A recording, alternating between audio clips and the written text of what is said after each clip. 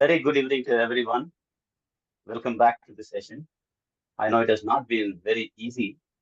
Samkhya is not a comfortable science because we are exposed to other sciences, but to Samkhya, very rarely we are exposed. Except for some rudimentary definitions, we are not exposed to Samkhya. In fact, my preparation for this session has been extremely ambitious. Like uh, Sanjay was saying, I wanted to put too much into it. I already put too much into it. So if it is going over your head, that is also good, no problem. Because we receive information at two levels. This is my experience. One is at the conscious level where we try to understand, grab it. But subconsciously, let me tell you, all of us are intelligent. We are talking about Mahat here. Mahat is inside us. Subconsciously also we are getting it. And every word spoken is getting into you. And there is an alchemy or a kind of putting it together is happening in your mind, inside, inner self. That one day, oh, that guy told me this concept that day. I didn't get it. Now I got it. Your mind will start working from now on these concepts. So, dear friends, it has been a tremendous pleasure for me to prepare this presentation, this initiative given by my good friend Sanjay Mansukani. Like each one of you, I am also struggling with this. It's not an easy science. In fact, I must say, more than my PhD, I have spent more time on Samkhya. And Samkhya, I'm still not able to fully break it open. Okay? So last 2 days, we worked on some of the fundamentals about gunas, about what's the constitution of Prakriti and what it means to Purusha, what it means to be a Purusha, and how the whole process is set in process, that a creative process is set in process, how the matter world comes into existence from the objective side, and how the subjective side as living beings come. We just touched upon it. Okay? So today, the last 2 days, we'll develop two legs, one leg, left leg, and right leg to stand on it. We may be still wobbling and we may be falling off. No problem. Take some support and stand. Today we'll build the body. And tomorrow we will give the complete head and maybe crown it with how we can use it. Meanwhile, how you can bring it into effect, how you can actually use this science in your life, you can speculate over it. You can contemplate over it. And if you share it, I will also kind of combine both your ideas and my ideas and my apprehension and your apprehension. We wed it together and create uh, a sequence of process wherein we can apply it. So let us jump into the presentation. We looked at, like I mentioned, we looked at the concepts of Purusha and Prakriti. We also looked at change. What is change? Change is heterogeneous, that it starts manifesting into the various forms. And what is homogeneous change is actually coming back to who you are. It is coming back to who we are. We are now caught up in the world of Prakriti. We are enjoying Prakriti, we are suffering Prakriti. And how is that we can go back to liberation? That is homogeneous. So we are today in the world as a doer, as a perceiver, as an enjoyer, as a thinker, etc. Now, transformation is going back to the source. Going back to the source, like in Zen, they say, to find your original face. So one of the processes is meditation. In meditation, what happens is just stay with the concept. Don't try to grab it. The moment you put effort, it will slip away. Just relaxedly, you get the concept. Let it absorb. To the extent you can absorb, you absorb it. So sattva goes back to sattva. And Rajas goes back to Rajas and Tamas goes to Tamas. That is, it establishes the equilibrium of moods. Whenever there is an agitation in the gunas because of Rajas, manifestation starts. Once it uh, cools down, when it settles down, when they harmonize with each other, that is when balance is achieved. Then you attain liberation. Okay. So we gave the example of a lake. In agitation, you cannot see anything. But once it starts settling down, where the layer of water is water, and whatever this is the ground surface is clearly seen, and whatever is on the ground as pebbles, it is also clearly seen. It's a state of equilibrium. Then you can see the original thing what is there. So similarly in Samkhya, once the gunas are settled and they are balanced, when they are harmonious, then you are able to see your original face. That is in the reflected in the buddhi. Now, how that happens, we'll look at it. Okay. So we also looked at multiple purushas. Now, it is not that all of us are one single entity. Okay? Each one of us is the individual, which are individuals. Sankhya tells each one of us is an individual. And we have to seek individual liberation. So one person getting liberated does not mean another person will also get liberated. But he can be a guideline. He can be a margadarshak. He can be a teacher or a guru, a master, a tutor to somebody else to become to attain liberation. Okay. So we also looked at Prakriti. So what is liberation? And we also looked at an example how in the beginning, when the gunas are in equilibrium, how the disturbance happens, how the agitation or the dynamism is set in Prakriti because of Rajas. How does Rajas get activated? It is when Purusha comes in proximity with Prakriti. So this is how the creation starts. So Prakriti is disturbed by union with Purusha. So we also looked at how it gets disturbed. Raja Guna is disturbed first. So what comes first is intelligence, Mahat. For any creation to happen, what is the first requirement that is needed? It is intelligence. How anything is put together is through intelligence. Friends, we also know that the Trinity concept of Brahma, Vishnu, and Maheshwara is just a small deviation in the video. How does Brahma create? Why is creation given to Brahma? Because his consort is Saraswati, intelligence, knowledge. She knows the entire how the cosmos is. So first is intelligence. You require intelligence to create. So Brahma can only create with Saraswati as a concept. So right now here also, the first evolute that comes out of Prakriti, which we'll see as a flow diagram a little later. And so we have also looked at what is liberation. So how liberation is a reverse process. It's a reverse process. That means either we go down the scale, getting attached to names and forms, matter, enjoyment, getting into suffering as a result of worldly things, or we work back, we trace back our consciousness to subtler and subtler forms up to the level of Mahat, up to the level of a purified intellect, wherein it serves as a mirror for you to see yourself. The moment you see yourself, then there is no more delusion. There is no more ignorance. Right now, we are in ignorance. We have identified with the matter of the world. We have identified with groups of people. We identified with nationality. Then, in the state of liberation, you know you are a single, independent, conscious entity, totally independent of any other manifestation. Okay? So that is when we state that Prakriti is no more manifesting inside. So, in the beginning, what is there is absolute unmanifested state of avyakta. And inside this, we have what is Prakriti? Prakriti is creative energy containing all knowledge of the universe as three gunas, universal quality of consciousness, cosmos. Then we look at Purusha. What is Purusha?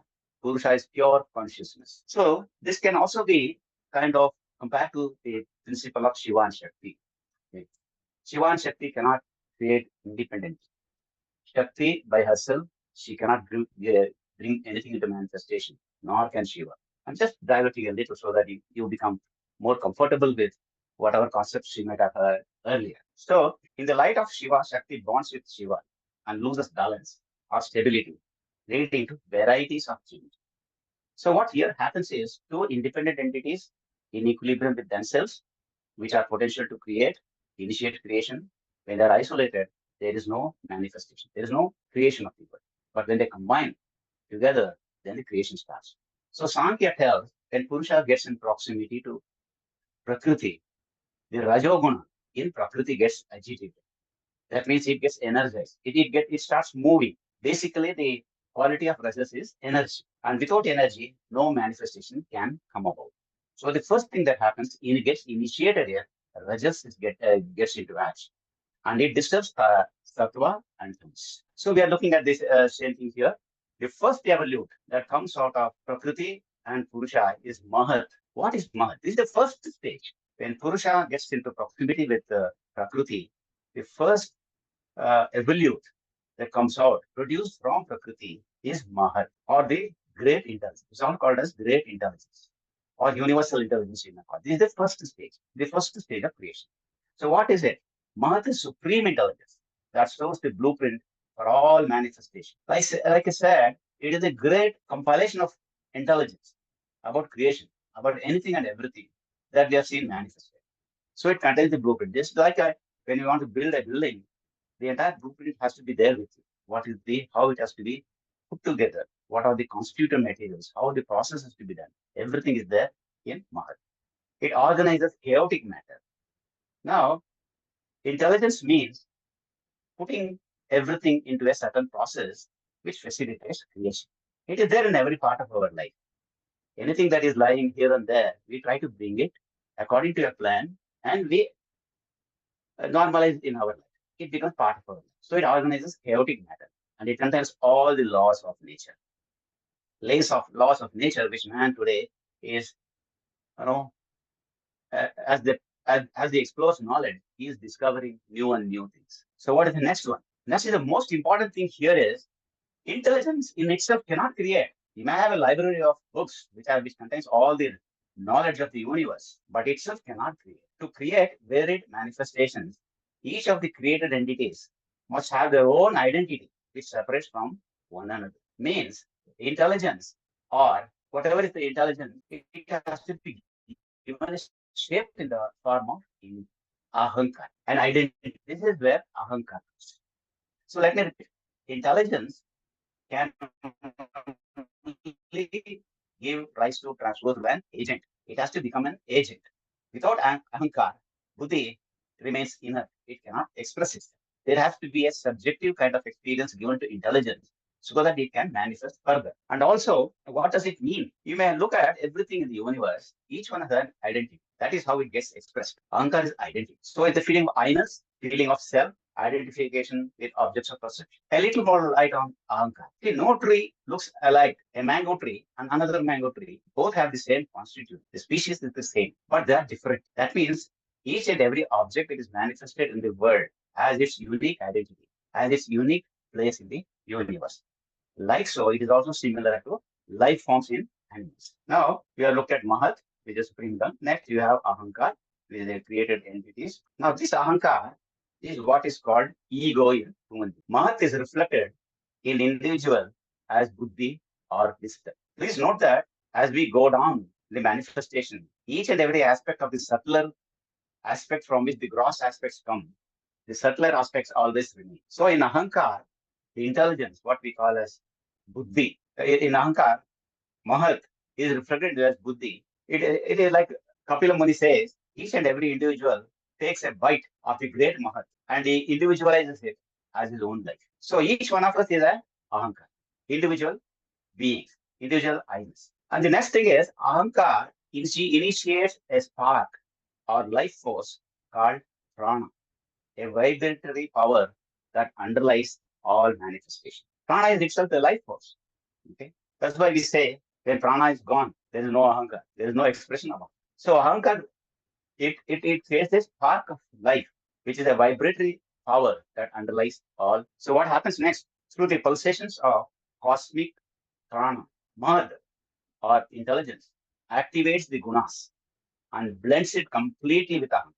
It blends. Mahat completely blends the gunas with ahankar. That is why each one of us have a different ahankar, depending on the state of evolution, depending on the state of progress we have made in our life. Each one is a different ahankar. And ahankar is expressed as a blend of gunas.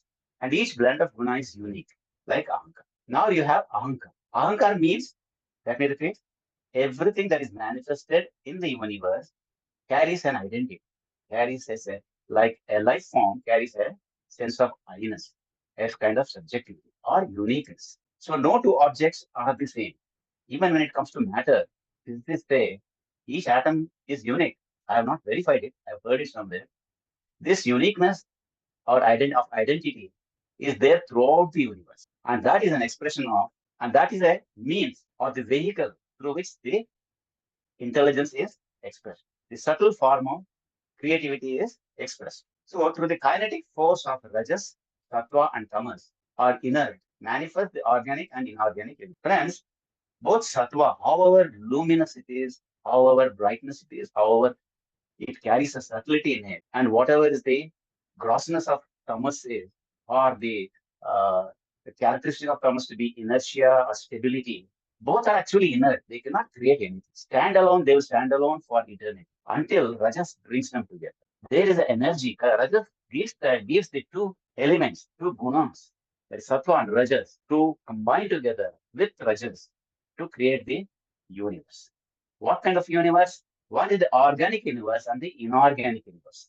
Organic universe is the life forms, and inorganic universe is the matter form. See the tables made of steel, copper, iron, earth, all those elements that we have on earth, they're all inorganic matter. Organic is, we have the trees, we have got the animal world.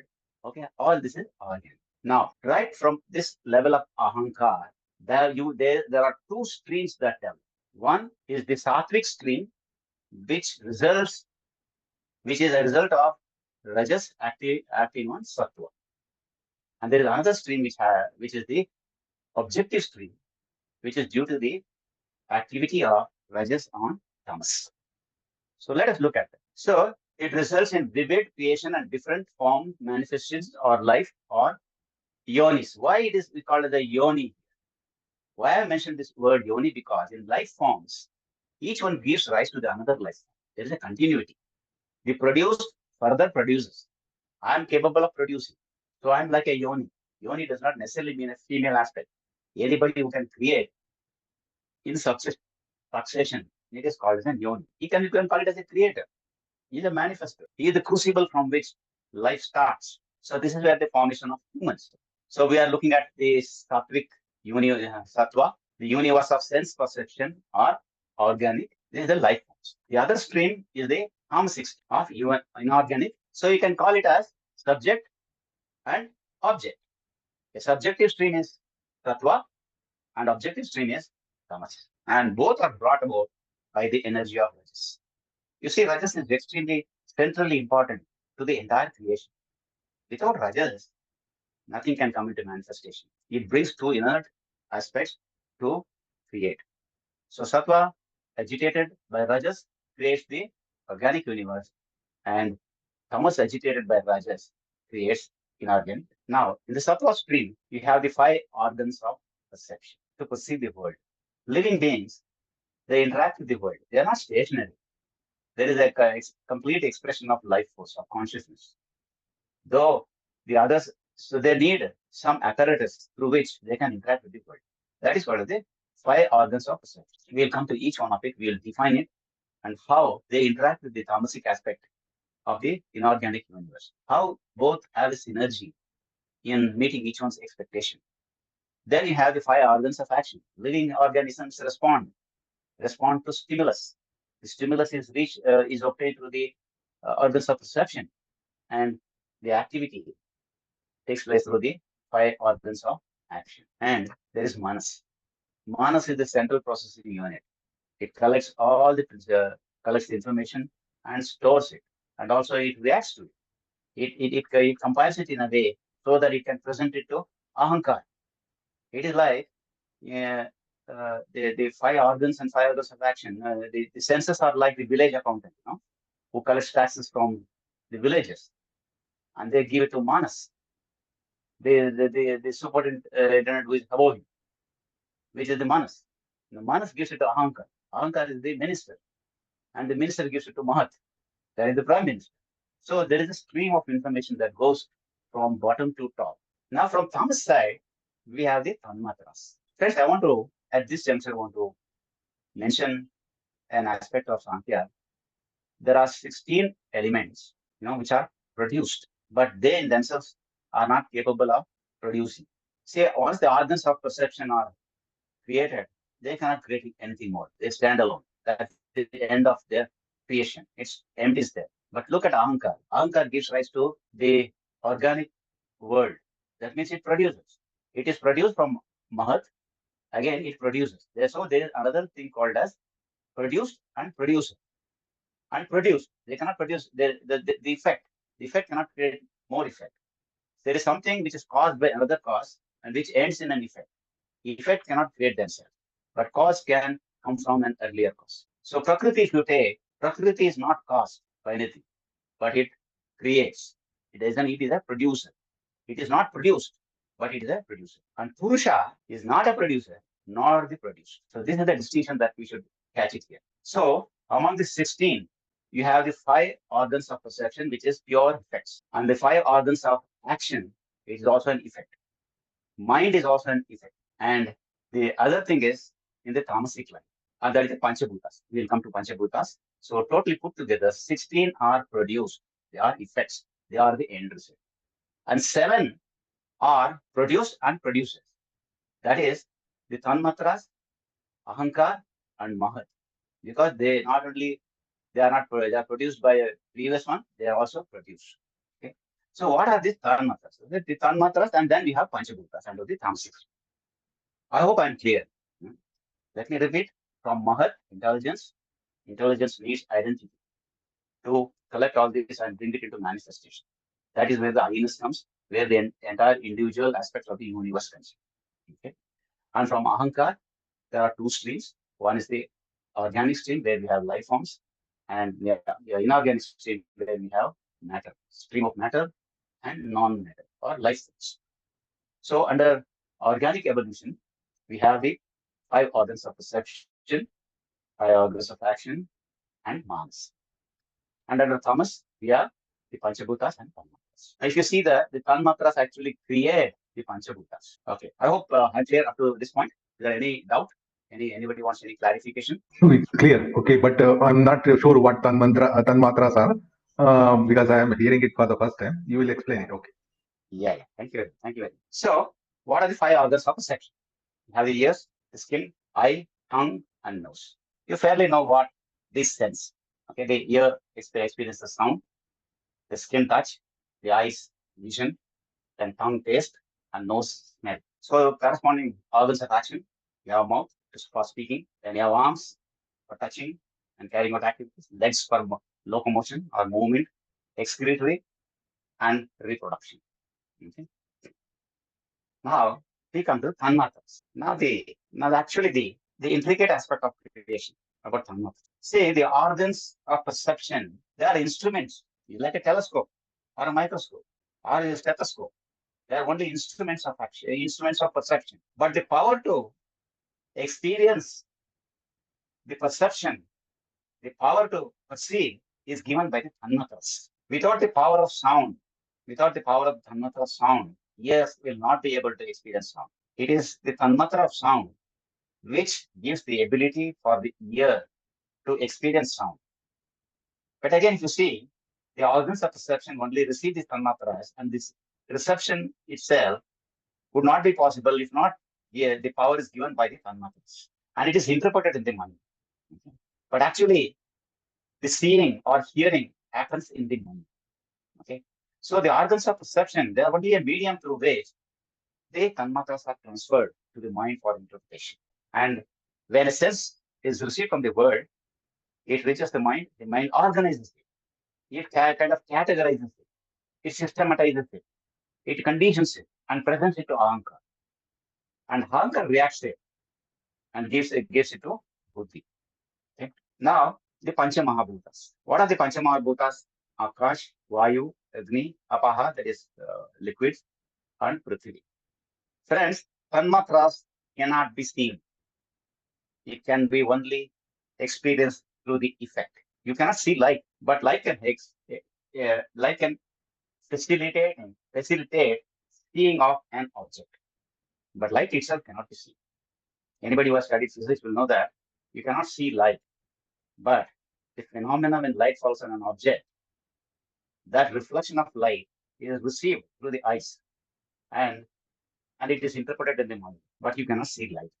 Like that, sound is experienced, the effect is experienced, but sound itself you cannot see or get it in its raw form. You can only see it in its effect.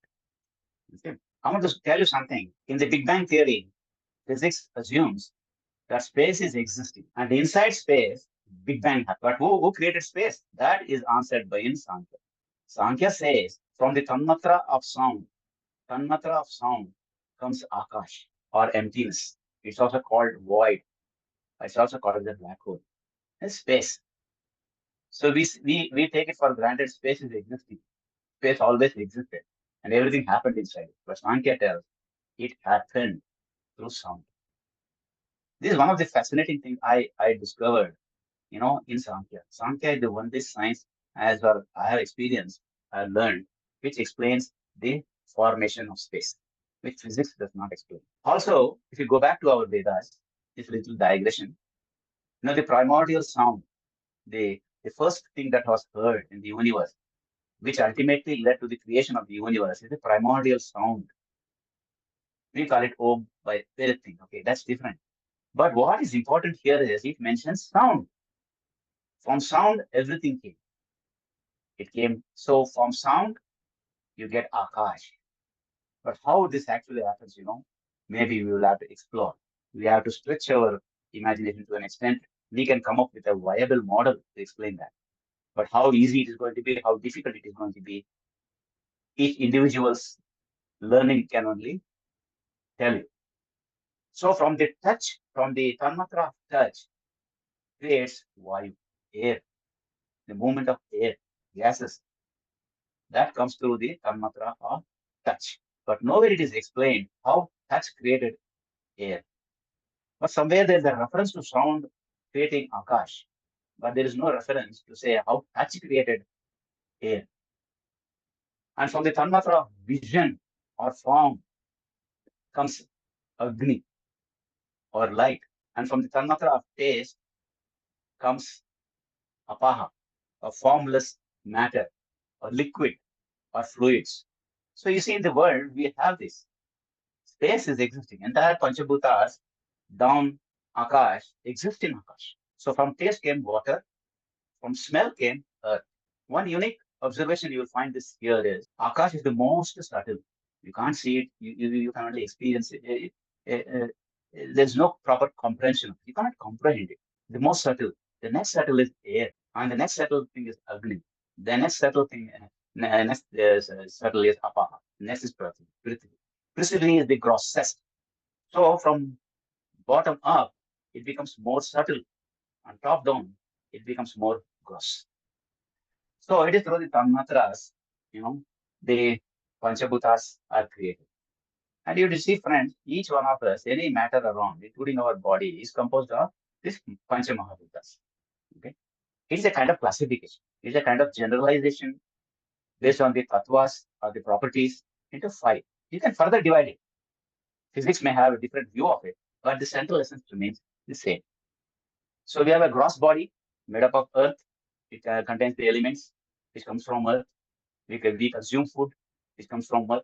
There comes the gross body. And then we have water, which allows circulation of nutrients in the body through the bloodstream.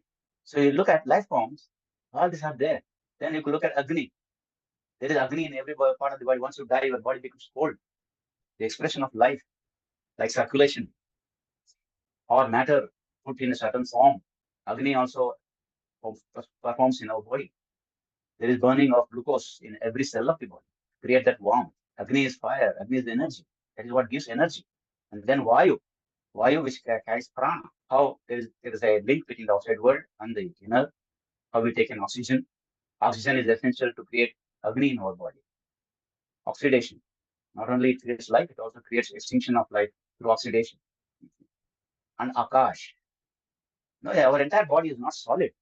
There are empty spaces. There's empty space in the stomach, in the intestine, in the heart, in the brain.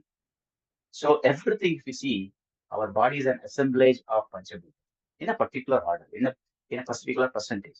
Once this gets imbalanced, again, it is an imbalance of gunas. Remember, the entire stream of evolution or creation from Mahat down to the Panchamahabhutas, there is no escape from gunas. So ultimately, gunas matter. It is the Triparti. Triparti is the three elements that will dominate until you are totally liberated. Okay. So this is the essence of what we covered all through the first day and second day. How we start with Prakriti and Purush, and there is an excitation of Prakriti by the Purusha. And because of the Rajas getting activated, there is an imbalance in the entire guna composition. What was homogeneous becomes heterogeneous, each one having its own proportionality. And what comes first is the highest level of sattva element, that is the Mahat, or the great intelligence. You can call it as cosmic intelligence, universal intelligence, or infinite intelligence, whatever it is.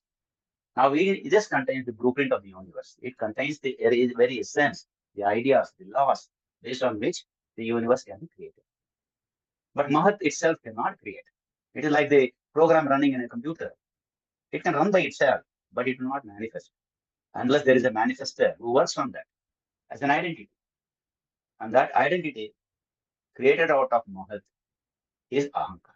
Again, if you see, Ahankar is also composed of the three gunas. And when sattvic aspect of Ahankar dominates, it creates a sattvic subjective stream.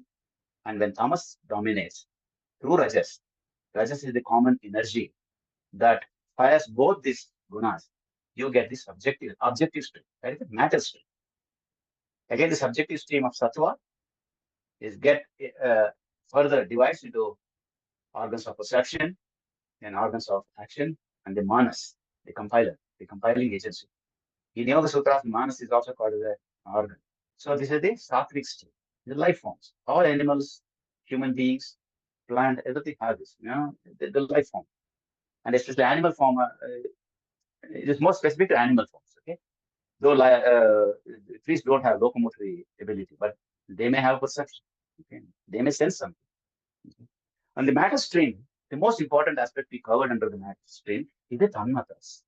Tanmatras are the mysterious elements here that gets inserted here, which actually fires both the objective side as well as the subjective side. They in themselves also matter. So sound, the tattva of sound, the tanmatra of sound, the power of sound creates akash, that is space, in which all the rest of the bhutas exist. Touch creates vayu, and vision creates agni. Taste creates water, and smell is by prithvi. So friends, can you see that matter, evolution, creation, down becomes gross and gross and gross. You get caught in the world of creation. Getting caught in the creation of world means what? There is a continuous destruction and creation, destruction and creation, destruction and creation at a lower level. Now, how liberation is escaping this cycle of birth and death, or change, or getting caught in the drama or the interplay of things. How do you do that? So earlier we said that when we homogenize gunas, so that each guna balances itself and not dominating or cooperating with the other gunas, liberation happens. Why liberation happens? Because prakriti stops. No more you are bound by changes. And when you are not subject to change, that means the subtler guna operates in you. That is sattva. At the peak of sattva, the experience of each individual is able to reflect exactly what it sees. So when you have a pure intellect or intelligence, that becomes a mirror for the inner Purusha to see himself. When the Purusha sees in the pure intelligence, for the first time, instead of identifying himself with the objects in the world of Prakriti, he is able to see his own reflection. When he sees his own reflection, he understands the drama in which he was entangled. And for the first time, he experiences himself as experienced himself.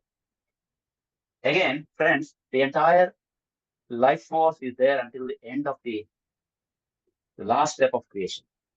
Consciousness is there, reflected in different degrees, but it gets reflected to the highest degree in the most refined form of buddhi, that is Mahat. So when we do sadhana like meditation, prayer, surrender to God, there comes a time wherein the agitations in the mind rest, the gunas rest, and your buddhi becomes pure. And that is when you see the reflection of the Purusha inside, the consciousness inside. That is called as Kaival. And that is called as liberation. Okay. Friends, I think today I don't want to go overboard. Let me ask you, give you some time for you to ask questions. Please repeat In the fact, last sentence you said which one? about liberation, the last sentence. Yeah. Liberation is when, see, consciousness gets entangled as ego. Ego is nothing but the reflection of consciousness at every layer of creation. At the grossest level, you are a gross animal. You don't think about anything. Okay.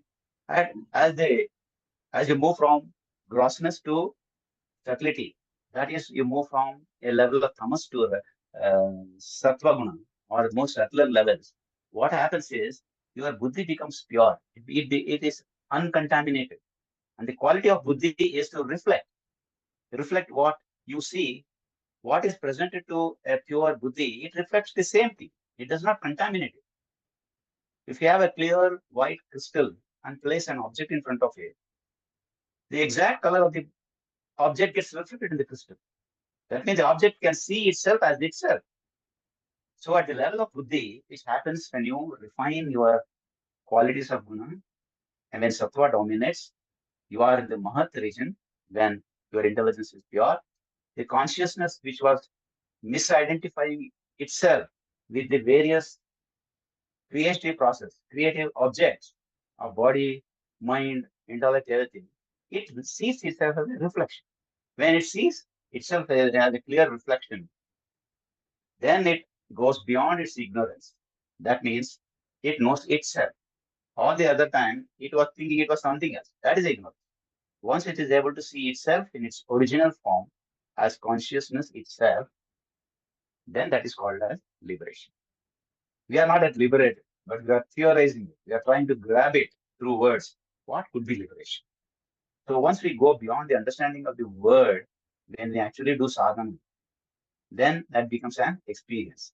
You pierce through the ignorance, and that is liberation. And you can be liberated when you are still in the body. And the rest of the life you simply enjoy. You are liberated. No more shackles. So friends, with that, I will end this session today. Today I have given some body to the legs and hands that we had yesterday. We have put it through a systematic way of how Samkhya explains creation or manifestation, and how we are part of it, part of the creation. And how, as part of the creation, by learning the tattvas given by Samkhya, we can travel back. We can travel back to our original source rather than our misidentified identity with the ego. So that is liberation. Okay. So I would request anybody to, if you have any questions, okay, in the chat box is some question. Let me check. Yeah, Guna, there's a question from Mr. Guru Vittal. He wants to know the difference between Ahankar and Manas, or is it the same? That is the question. Okay. Now, what is Manas? Manas is mind. To put it simple, mind is a conceptual bag where you have your thoughts, emotions stored. It is sequenced. It is categorized. It is an assemblage. It's like a hardware which collects all the sense impressions and stores it. Whereas Ahankar is an aspect of consciousness misidentified with objects. Ahankar is an identity. And this identity actually handles Manas. It is like mind is a property and Ahankar is the owner of that. So I have a mind. I have a mind with things. It feels and it restores it in memory. It works. But behind this working, there is a consciousness that is reflecting as an ego. That is Ahankar. There is a personality. Mind itself is not the personality. It can influence personality, but itself is not the personality. So you can consider mind as a conceptual bag which carries all the sense perceptions which is received from the sense organs and the organs of action. Okay. Yeah, thank you. Yeah, thank you. Oh, thanks, Guru. Yeah, there's a question from Binduji about, I think it is also about the same subject, Ahankar and Manas. Okay, Ahankar and ego. Ahankar and ego are the same. Yeah, see, in Ahankar, in the Samkhya system, we are floating it as a concept. Ahankar is a concept wherein it tells in the world, Ahankar begins. Like I said, each one of us is a unique Ahankar. You know, so in one of the slides I mentioned, it is the ego in the human being. Ahankar expresses as the ego in the human being. So each one of us have an Ahankar, unique Ahankar. We have a unique intellect also. We steal a little from Mahat and think it is our intellect. And we are also getting a part of the Ahankar by the misidentification of my Purusha in the world. That is the ego. Ahankar and ego almost are the same. And why the idea of ego is brought in is to bring in that each one of us is an individual Ahankar. And individual Ahankar is called as the ego. Each one is an ego. It's an identity. It is an I-ness. It's an experience of I-ness. Like Ahankar means it is an expression of the entire universe. The entire universe has got an identity. It has got a certain I-ness. Every tree is unique, I said. Every tree looks different. But when it comes to human beings, we give it a special name called as ego. Okay, there's a question from Sridhar. He's saying that I was doing the Sattva Guna and Mahat till now and thought execution will happen itself. Execution and implementation of said manifestations. Yeah, that's it. Yeah, I was doing this October in North till now and thought execution will happen. In fact, like Sanjay floated the idea, how is that we can manifest things? Okay, how is it? See, one of the distinctions I want to give you in manifestation is one of the manifestation tools that we have is visualization. Many books will tell you visualize. Visualize in a very concrete form as if it has happened. And visualization starts creating. Now, first visualization is at the level of math. You are bringing in your own intelligence to visualize. But again, if you see, entire visualization brings in effect the tanmatras. You cannot visualize without the tanmatras. Even if you visualize yourself inside yourself, or you see the outside world, you bring about tanmatras.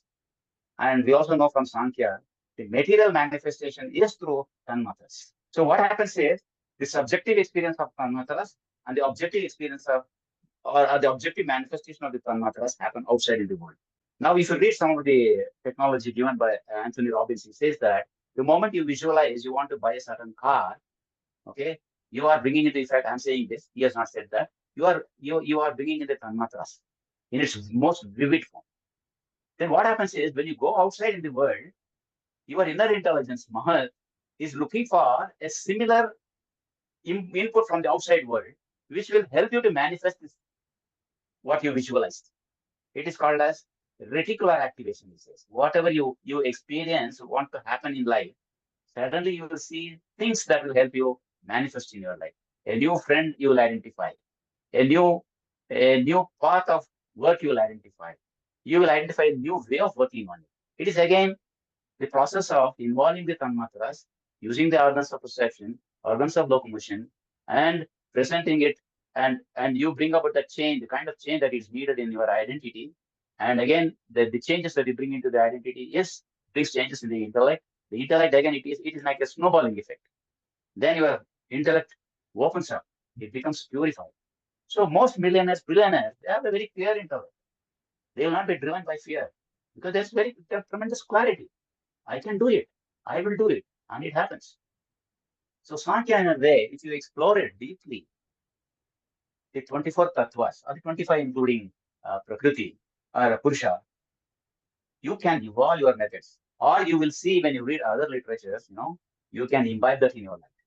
So Sankhya can become a basic foundation on which or the basic framework in which you can understand other sciences. Okay? Actually, in fact, I wanted to present this tomorrow because the question came up. I'm answering it today. Any other question? Yeah, there's a question from Binduji. Is ego always bad or its degree matters? Okay, I will answer it like this.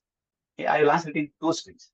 One is the stream of liberation, and the other is the stream of enjoyment. So when you are in the stream of enjoyment, ego can be bad or ego can be good. If you want to enjoy life, you have to gel with people, you have to share with people, you have to work with others, you have to accept others. So if you have a good ego which accepts all this, then your life is smooth. But if you are avaricious, if you are very secretive, calculative, manipulative, then it's a bad ego. So from the point of enjoyment, there can be a bad ego and a good ego. From the point of liberation, all egos are bad because they limit you. It is like a small prison. It may be comfortable, but this is a prison. What basically is an ego when seen from the standpoint of liberation is, it is a confinement. You cannot be beyond this. Don't go overboard. This is you. It's a limitation. But whereas liberation is infinite expansion, expression, experiencing. Okay? Yeah. So, So that was the last question. Talking about Yeah, there's another question which has come up. We often hear ego being hurt. So what does it imply? okay. Okay. Now, in fact, Sankhya, the first sutra is about pleasure and pain. You know, what is pleasure and pain? When does it ego get hurt? See, we have identified certain experiences of life, which is again Prakriti, as happiness, as comfortable, as stable, as enjoyable. So as long as everything happens in that way, you feel very good. You know what is basically ego? It is a I-ness. This is me. It is a feeling of I-ness, minus. It is a personal experience. So life enjoyment is personal experience.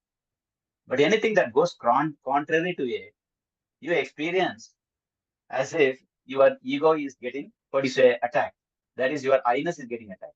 In a kind, it either it is diminishing, or it is fragmented, or put in an uncomfortable state. That is when you get hurt. Hurt is more an interpretation compared to pleasure and pain. Pain always hurts.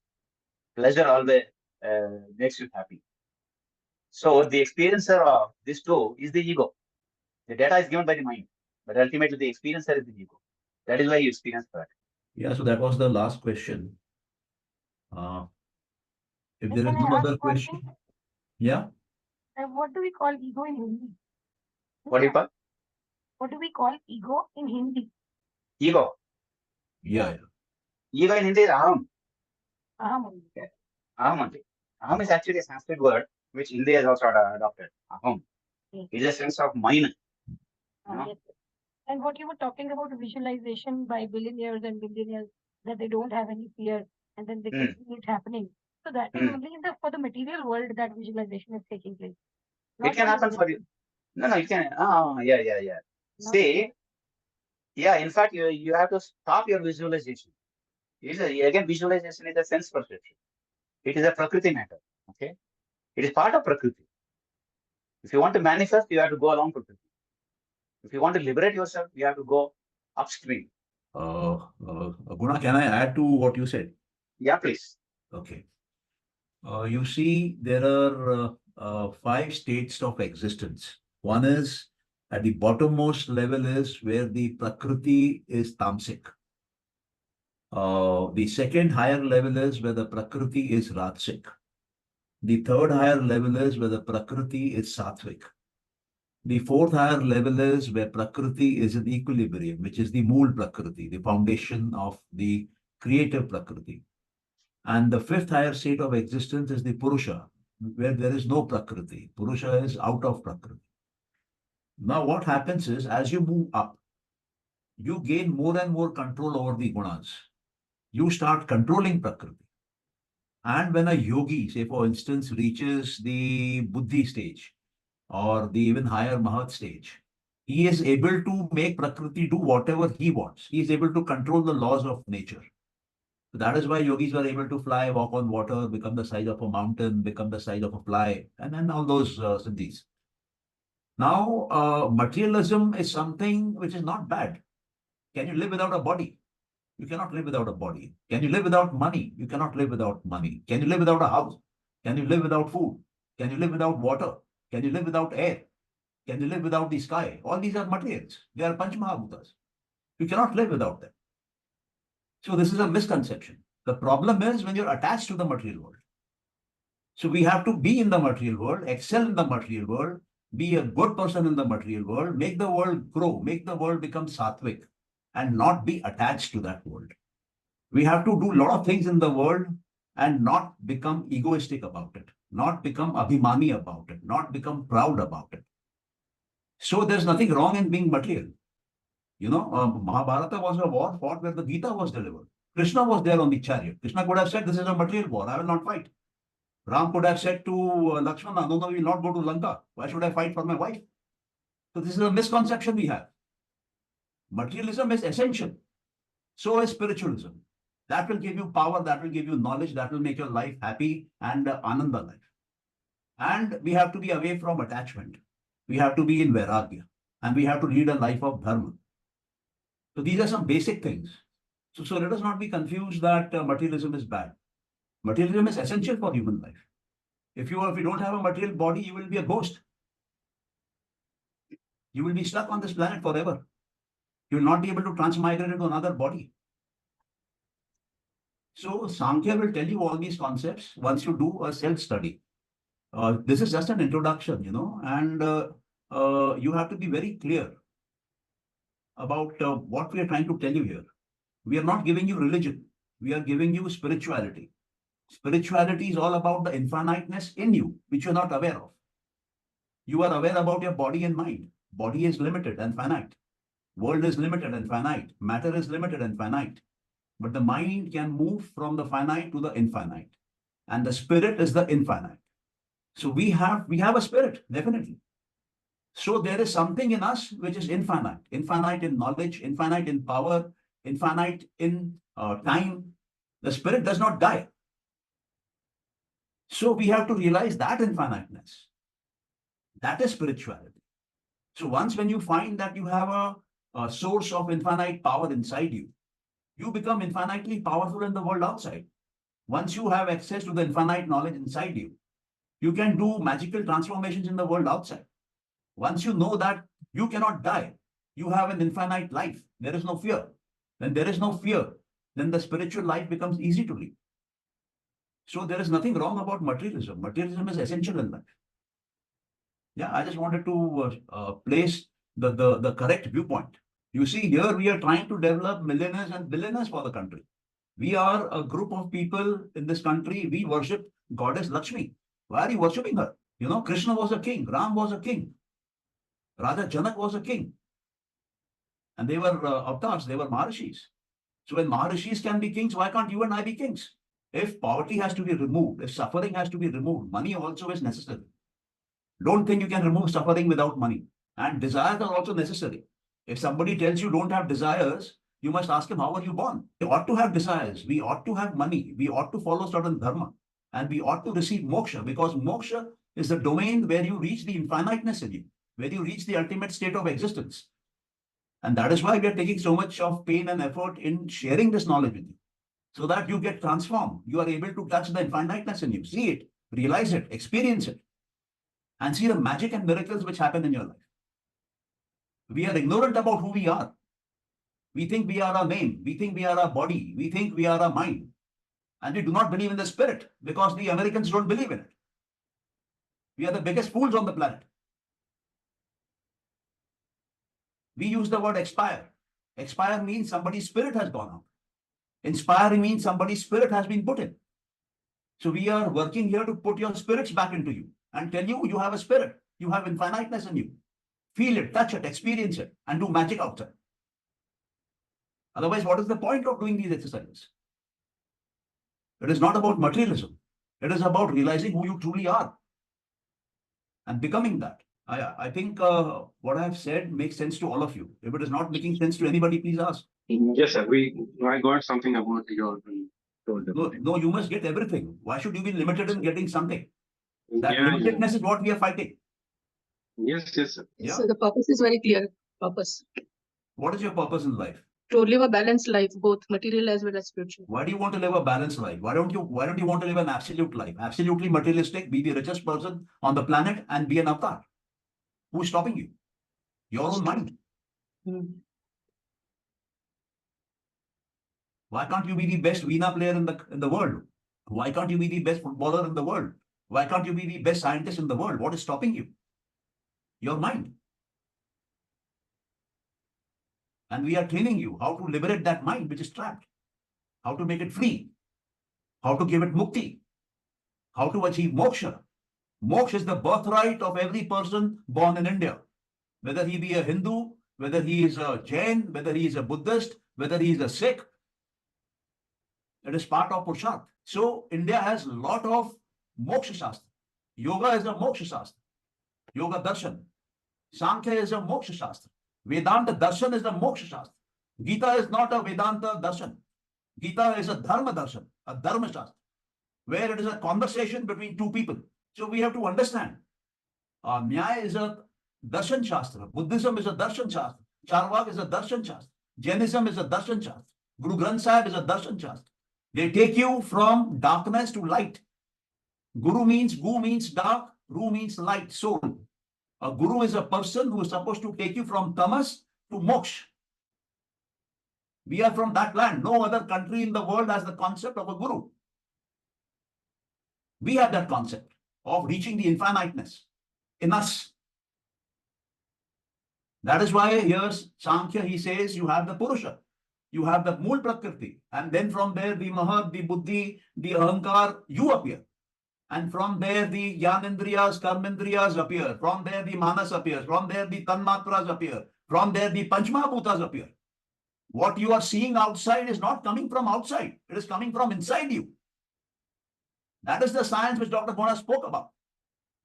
Everything which you see out there is your creation. If you are in poverty, you are creating it. If you are a billionaire, you are creating it inside, from your mind, from your Ahankar. Ahankar is the doer principle. Man cannot live without doership. Ahankar is the Rajasic principle of the creation. And the bad thing about Ahankar is if you have Abhiman. Ego is a Western world. They do not understand what is Ahankar. So they have used a term called ego. When the Britishers came here, when the Europeans came here and they read this Darshan Shastra, they did not know what word to use. So they happily used ego. What ego means is my image about myself. Ahankar is not that. Ahankar is made up of two words, aham and kara. Kara means I am the doer, I am the karta. I will create. And aham means the energies from to her. The Sanskrit alphabet has so many aksharas. The aksharas start from go to her. And each akshara is indestructible. It has got infinite energy. So ahankara means I have that infinite energy. I know all the energies. I know all the combinations of the alphabets.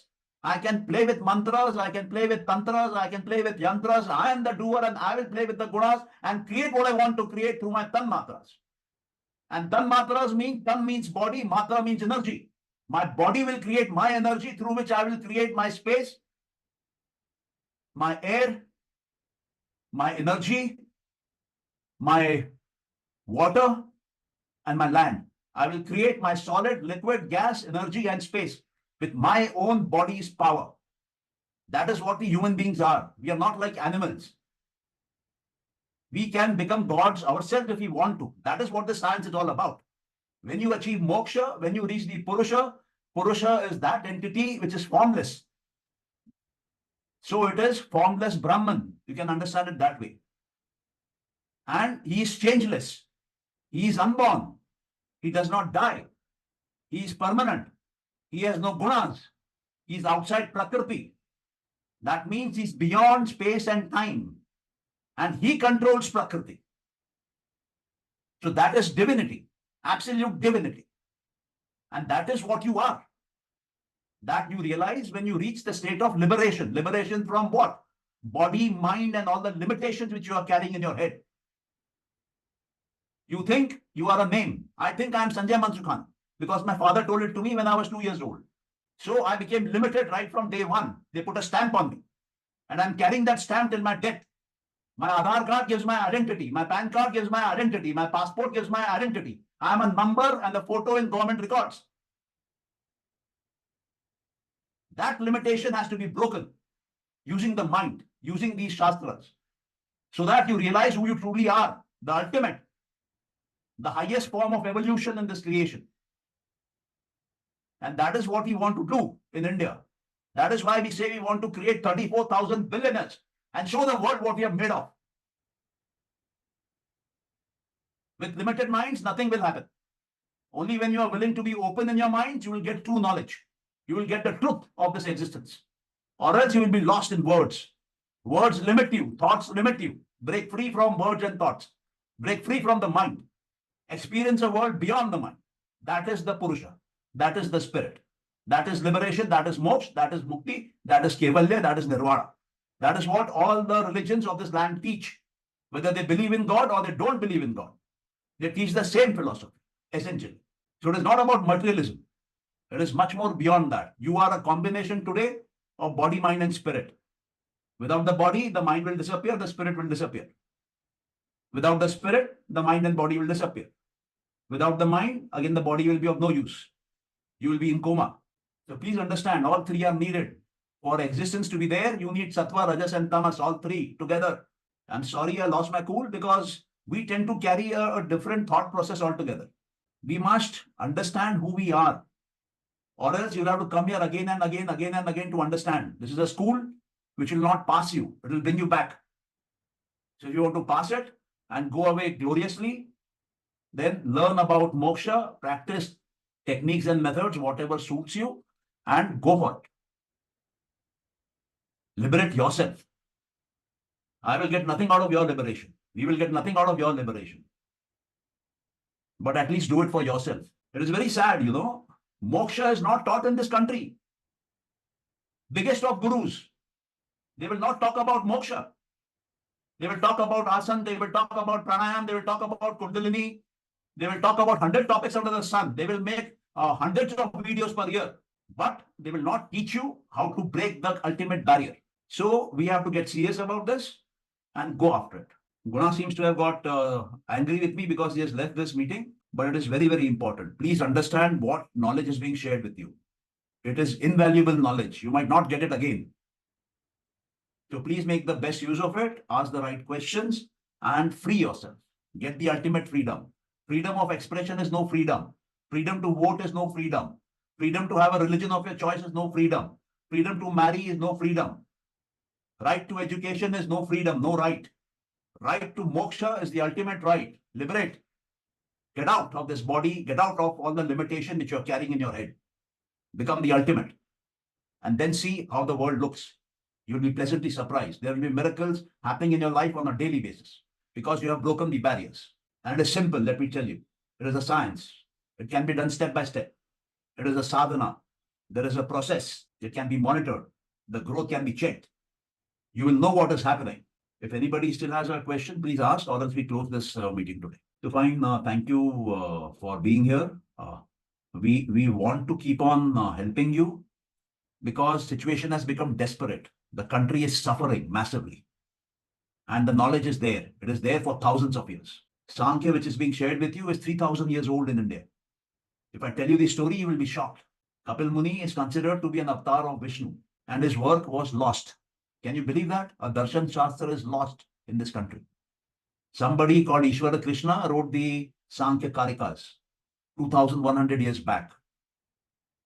We lost that also. Can you believe that? In a country where people can remember 1 lakh shlokas, they could not remember 72 shlokas of Samkhya Karika. Is it believable? It got lost for 600 years. And the Samkhya Karikas which you are learning has come from China. It has been translated from Chinese to Sanskrit in 600 AD. And those people who translated it, they kept it a secret because they realized this knowledge is so powerful, it is under danger from vested interests. It was kept secret till 1750. When the Britishers were here, it was published. Can you believe this? In your own country? The first philosophy from the Veda? So it is very rare knowledge. And it is the world's best knowledge. It does not talk of God. You are the creator of your life. The Purusha is there in you. The Prakriti is there in you. The gunas are happening inside you. If you learn how to manage the gunas, play with the gunas, you will become a master of the gunas. The gunas will dance to your tune. You want to become sattvic, it will become sattvic immediately. You want to make all the gunas equal and get out of the creation, she will move into Mool Prakriti and you will be out of the creation. And next to Mool Prakriti, you will find Purusha standing. Just by learning the gunas. We spent 1 full day learning about the gunas. Just practice the gunas. See the magic. When you're feeling sad, just think, yes, I'm feeling sad. So let me feel happy. Think about a happy memory. You will be happy in 1 minute, 2 minutes. You have moved from tamas to sattva. You have moved from manas to buddhi. No time. And when you keep on moving again and again, your buddhi will get used to your presence of your consciousness for long periods of time. Then it will move in the state of ananda. When you look at the swamis and their names, you will find all the swamis have ananda in the end and swami in the beginning. They have renounced the world and they are giving us knowledge about the world. They want to become swamis, masters of their mind. They do not want to become masters of property, of a lady, of children, of a company. No. They want to master their mind so that the unhappiness which was there earlier can be controlled now. And they want to experience ananda. Ananda is the third stage, the buddhi stage. They are not here for moksha. They are happy with ananda. We are teaching you 2 stages above the swamis. because that technology is available. Swamis are not rishis, Swamis are not yogis, Swamis are not munis, Swamis are not sants. Those are higher levels. And now we have people who are not even Swamis, but they become gurus. No harm in being gurus, but then you must take your disciples from darkness to light, to moksha. Otherwise, how are you a guru? So we are in a big marketplace. And this place where you are, we are trying not to keep it a marketplace. We are trying to keep it pure, give you right communication, right knowledge, authentic knowledge, the truth. So please take benefit of it. It is in your past sanskaras that this is happening in your life.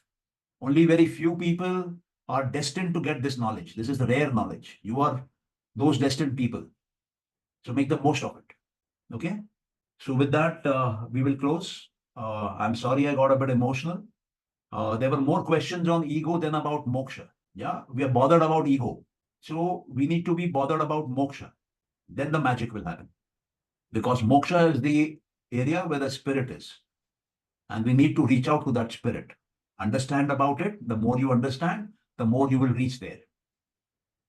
Whatever I think about, I become that. So if I start thinking about the spirit more and more, I will become the spirit myself. I will have spirit realization, soul realization, spiritual realization, Atma Sakshatkar, whatever you want to call it. It will happen. It is a practice which we need to do. That's all.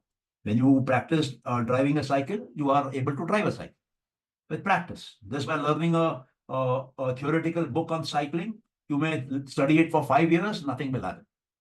No cycle you will be able to ride for even 10 meters. So there are certain activities which has to be done by practice. In yoga, it is called abhyas. So Samkhya is the theory on which a lot of philosophies are based. Make the most use of it. It is the simplest, actually, the shortest. It is like a Ph.D. thesis. If you read it, if you read the Samkhya Karikas, it is like a Ph.D. thesis. It is so profound, so beautifully structured. No talk of any god. No Brahma, Vishnu, Mahesh, no Devi, Deta, nothing. It talks simple logic. It talks simple human structure. It talks what we really are. And once you read that, you will realize why the scientists today are reading that.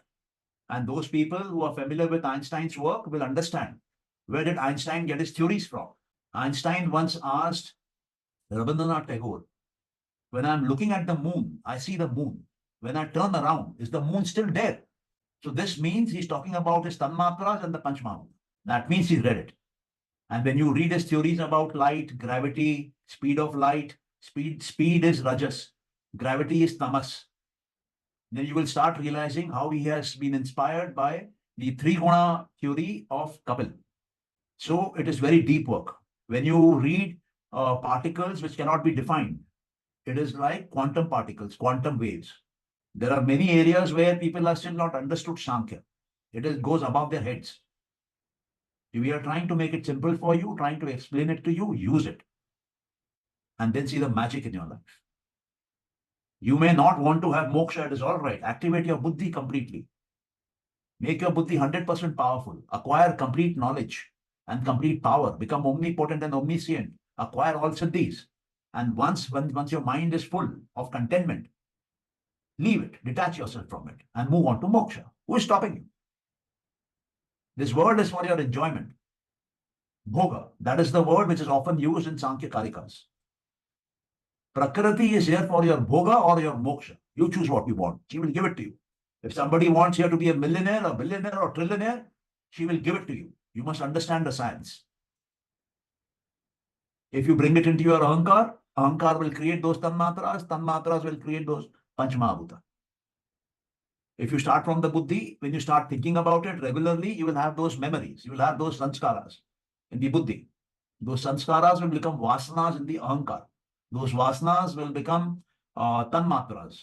And those tanmatras will turn into panchmahabhuta. It is so simple. You will be astounded by the happenings which will start in your life. People around you, your family members will be stunned. Such is the power of this literature. And it has been written by our forefathers for us. So let's use it and be grateful to them for this knowledge. And it has come to us after a long journey. It disappeared 3,000 years ago. It was written 2,100 years back. It again disappeared. Then again was brought from China. It was kept hidden for about 1150 years. And now it is out. You will not find many teachers on Samkhya. You will find many teachers on Yoga Sutras. You will not find many books on Samkhya. And let me tell you, most of the books on Samkhya are wrongly written. So read the original work by Ishvara Krishna, the translation of his Karikas. Karika means a shloka. So Sanskrit to English translation, you read, you will understand. Pure form, without interpretations. It is very simple, very lucid, very logical. And then the magic will start. The magic has already started, in fact. You know, it has been 3 days. Allow tonight to pass. Tomorrow you will find the difference. Tonight you will find a difference. You will find some revelations have started inside your head. Probably after 12 o'clock to 6 in the morning, things will happen in your head. You will have realizations. So fine, let's close. I wish you all the best and then see you tomorrow. These words are really eye-openers, sir. I'm grateful to you for this. You're welcome. Thank you. Everything is done by Prakriti. Okay, it's all Prakriti's play. We are all part of that game. But you've given me the essence, the purpose of life. Thank you so much. You're welcome. Sanjay sir, thank you very much. Just one point I just wanted to tell you. I just wanted to know, I am at a level, or we are at a level where the information which you are providing is somewhat at a higher level. So it will take time. No, that is again your assumption. Okay, That okay, Prakriti can do anything anytime, right? okay, okay. Don't be under the impression that she will give it to you after 20 lifetimes, or she will give it to you after 20 years. She may give it to you tonight. Okay, okay, okay. And don't think that tomorrow morning you might get up and go to office. You might take down all your clothes and walk out naked also. That also is a possibility because this is Prakriti. Anything can happen. Okay. Okay? Yeah. Okay. Yeah. Thank you. Thank you very much. Welcome. Yeah. Sir, actually, I couldn't attend the full session because of the internet problem. I just joined at the last few minutes, and I feel compensated that whatever I missed, we have rounded up, or probably I was destined only to get this much. And this is Okay. a course which I wanted. I Fine. always So, wanted this. fine. So this is a sattvic approach. Something has happened. You could have been sorry about it. You could have been depressed about it. You could have been angry about it, but you're happy about it. You find this is what is destined for me and I got the gist and I'm happy. So this Yes, is a and sattvic state of mind. And sattvic state of mind usually comes from past sanskaras or from cultivation of that sanskara in this life. So, but I'm not doing empty hands today. I'm so happy about it. And Dada Yeah. Vaswani, JP Vaswani used to touch on these points in Hmm. St. Mina's College. Hmm. But now that you have taken us into the depths, now I feel that we are on the right track and we are going to really reach our goal with your guidance. Thank you so much. I'm grateful Yep. to you, sir. No, you're welcome. Thank you again. Yeah. So can we close now? Yes, sir. Thank you so much. Thank you. Yes, sir. again. Thank you very much, sir. Good night. Yeah. Namaskar and good night to all of you. Namaskar and good night, sir.